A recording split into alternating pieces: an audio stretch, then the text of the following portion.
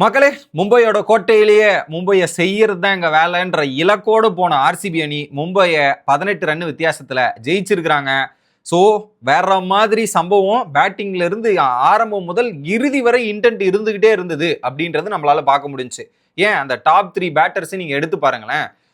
Fill சால்ட்டா இருக்கட்டும், வந்து power பிளேலேயே ஒரு ஆட்டத்தை காமிச்சாரு.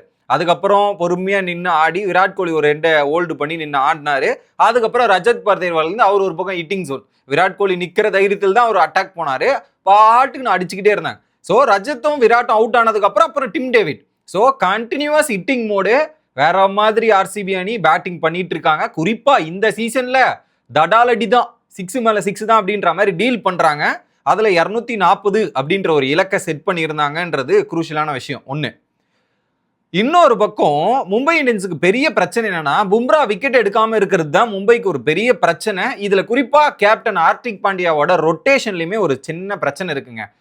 ஒரு பக்கம் ரஜத் படிதார் ஸ்பின்ன பயங்கரமா ஆடுவாருன்னு தெரிஞ்சு ரஜத் வந்த அடுத்த ஓவரே ஒரு ஸ்பின்னர் மார்க் பாண்டியாவை எடுத்துன்னு வந்தது தான் பெரிய பிளண்டர் மிஸ்டேக் ஆயிடுச்சோ அப்படின்ற ஃபீல் இருக்கு. ஏன்னா அந்த ஓவர் வந்து மார்க்கண்டியை வந்து நல்லா போட்டு 3 6 தொடர்ந்து அடிச்சிருப்பாரு.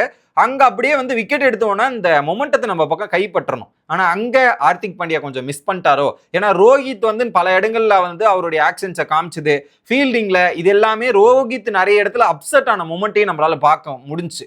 ஸோ அந்த அளவுக்குல கொஞ்சம் சொதப்பி இருக்கிறாரு. இன்னொரு பக்கம் 240 அப்படின்ற ஒரு டார்கெட் அடிக்கும்போது முன்னாடி வரும்போது ரோஹித் சர்மா அடிக்கலாம். ஆனா கடைசியில் என்ன, அவருக்கு இன்ஜுரி, ஹாம்ஸ்ட்ரிங் மாதிரி எங்க தொடையை பிடிச்சிட்டு அவராலையும் கரெக்டாக கான்ட்ரிபியூட் பண்ண முடியல. ரோஹித் சர்மா அந்த ரிட்டையர்ட் அவுட் ஆகி போனது மும்பை இந்தியன்ஸுக்கு ஒரு பெரிய திருப்பமா அமைஞ்சிருச்சு.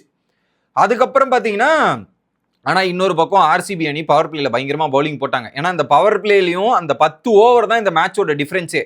So first 10 over, second first over, அந்த ஃபர்ஸ்ட் ஓவர்லயே பார்த்தீங்கன்னா 20 run short. Mumbai Indians 20 run short ஆயிட்டாங்க. அந்த ஷார்ட்டேஜ் தான் கடைசியில 18 ரன் வித்தியாசத்தில் ஜெயிச்சாங்க. அது ஒன்று.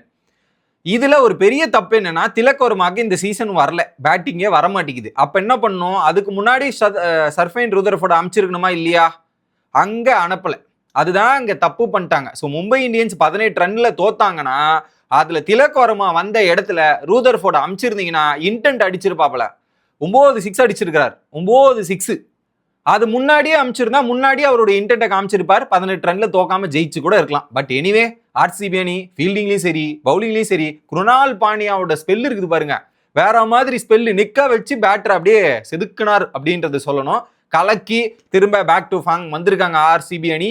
நீங்க என்ன நினைக்கிறீங்க அப்படின்றத கமெண்ட்ஸ்ல சொல்லுங்க மக்களே.